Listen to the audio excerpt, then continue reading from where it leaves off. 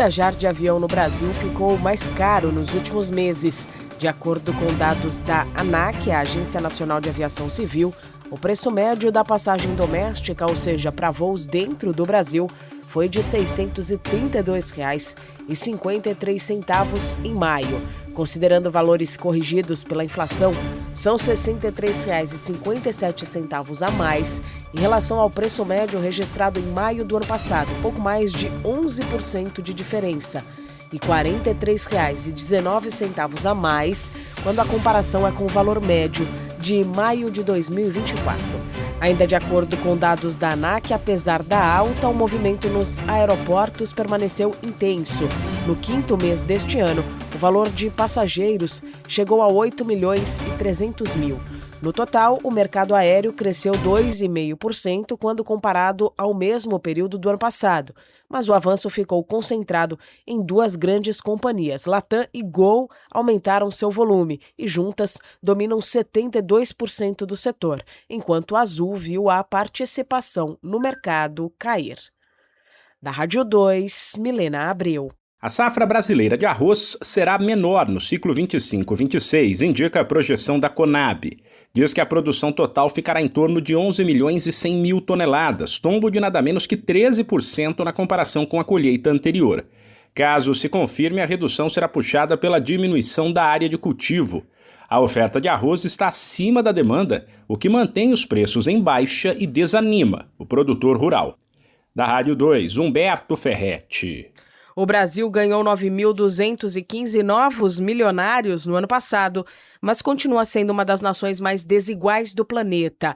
Os dados constam no relatório global de riqueza do Banco UBS, divulgado nesta semana, que aponta que o país encerrou 2025 tendo 386 mil pessoas com patrimônio superior a $1 milhão, algo em torno de 5.100.000 reais, considerando a cotação atual da moeda estadunidense. A chegada das pouco mais de 9.200 pessoas ao grupo dos milionários brasileiros representa um crescimento de 2,4% em relação ao ano anterior. E com isso, o Brasil se mantém como o país que concentra o maior número de milionários da América Latina. Ao todo, cerca de 43 mil brasileiros têm patrimônio entre 5 milhões e 100 milhões de dólares, segundo o UBS. O relatório mostra também que o Brasil continua entre os países com a maior concentração de riqueza do mundo. O Brasil ocupa a quarta posição entre os 56 mercados analisados, com um coeficiente de Gini de 0,81, nível que indica uma forte concentração de riqueza e coloca o Brasil em empate com a África do Sul e logo atrás da Rússia e dos Emirados Árabes, que lideram o ranking da desigualdade. Da Rádio 2, Milena Abreu. A safra brasileira de mamona será maior em 2026. Dados da Conab apontam que a colheita vai crescer 30% para 130 mil toneladas, consequência dos aumentos da área de cultivo e do rendimento das lavouras. Também saíram números sobre as colheitas de gergelim, com queda de 21% para 315 mil toneladas, e girassol, que vai estacionar em 100 mil toneladas. Da Rádio 2, Humberto Ferretti. As denúncias de violência contra crianças e adolescentes mais que dobraram no Brasil em um período de 5 anos.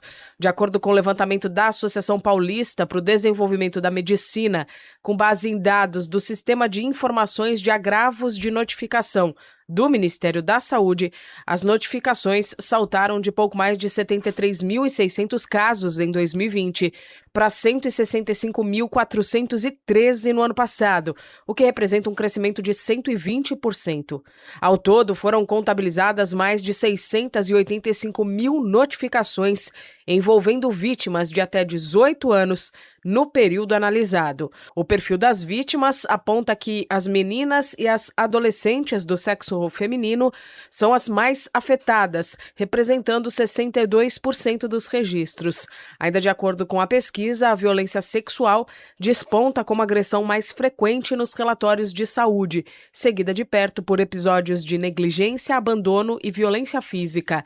Outra triste constatação é que a maioria das agressões acontece dentro dentro do próprio ambiente doméstico, tendo a mãe ou o pai identificados como os principais autores dos atos violentos. A análise geográfica revela que o aumento das notificações ao longo dos últimos anos foi registrado em todas as regiões do território nacional, com os estados de São Paulo, Paraná, Rio de Janeiro e Minas Gerais concentrando metade de todos os casos do país. Da Rádio 2, Milena Abreu. A contagem regressiva começou. Em breve, você vai conhecer a nova Top Serrana. Nova programação, novos quadros, novas músicas, mais locução, mais notícias, muito mais presença no seu dia. Está chegando uma rádio ainda mais completa. Top Serrana, muito mais que rádio. Aguarde! Você é o nosso convidado VIP.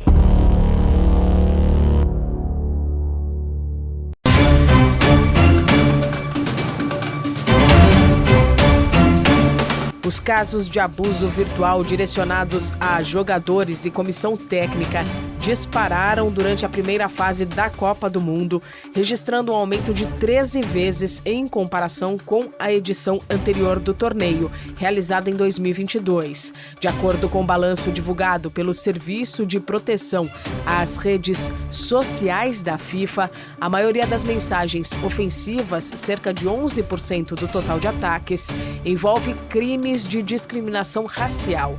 O Serviço de Monitoramento da FIFA combina tecnologia e moderação humana para detectar, filtrar e bloquear mensagens abusivas. Ao todo, foram identificadas, no período em que as seleções disputaram a fase de grupos, 225 mil publicações. 89 mil delas foram classificadas como abusivas e cerca de 1.000 contas de usuários foram encaminhadas para investigação mais aprofundada por espalhar discurso de ódio, xenofobia e ameaças diretas de violência.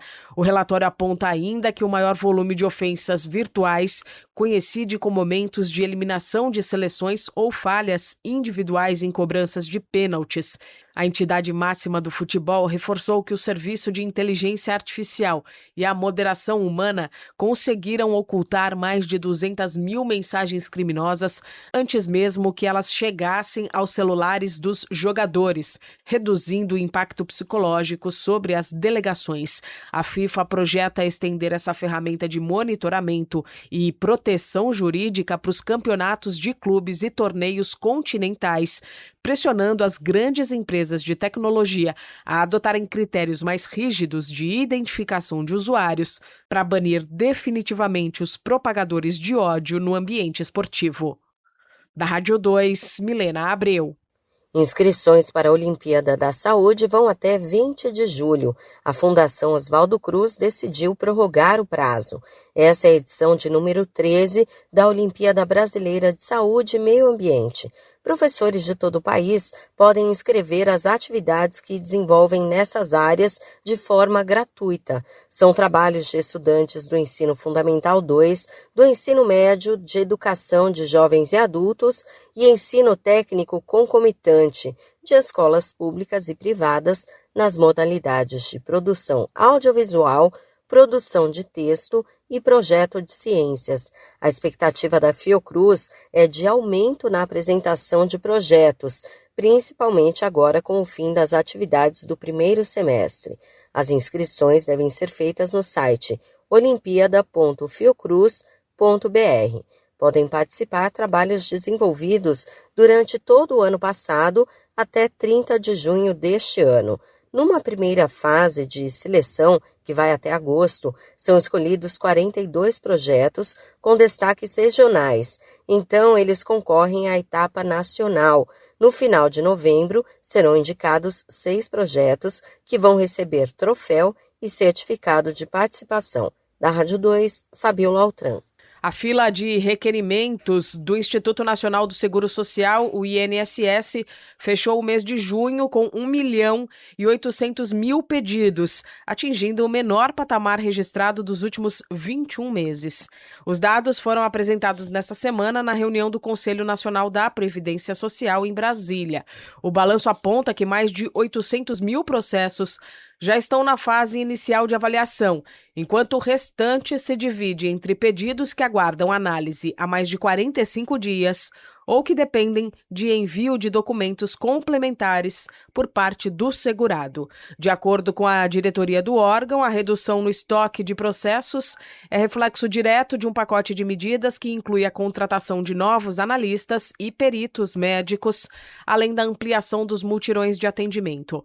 Outro fator que tem colaborado para acelerar as análises é o uso da telemedicina e do sistema de análise documental de atestados para auxílio-doença, o que dispensa a necessidade da perícia presencial em diversos casos e ajudou o Instituto a bater o recorde histórico de concessões no primeiro semestre.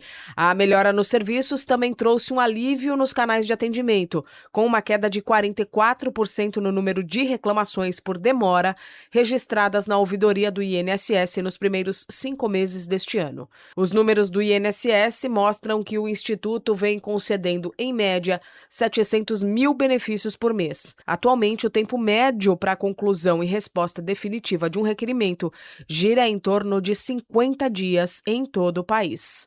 Da Rádio 2, Milena Abreu. Choperia e restaurante Chapa Quente. Mais que um lugar para comer, um espaço para viver bons momentos. Na praça de alimentação do Friburgo Shopping, de segunda a segunda, o sabor ganha destaque. Petiscos preparados com carinho, pratos à la carte feitos na hora, comida quilo com qualidade e o chopp sempre gelado. Entrega em domicílio e atendimento para empresas. WhatsApp 229 9820 5534. Chapa Quente. Tradição, sabor e convivência à mesa.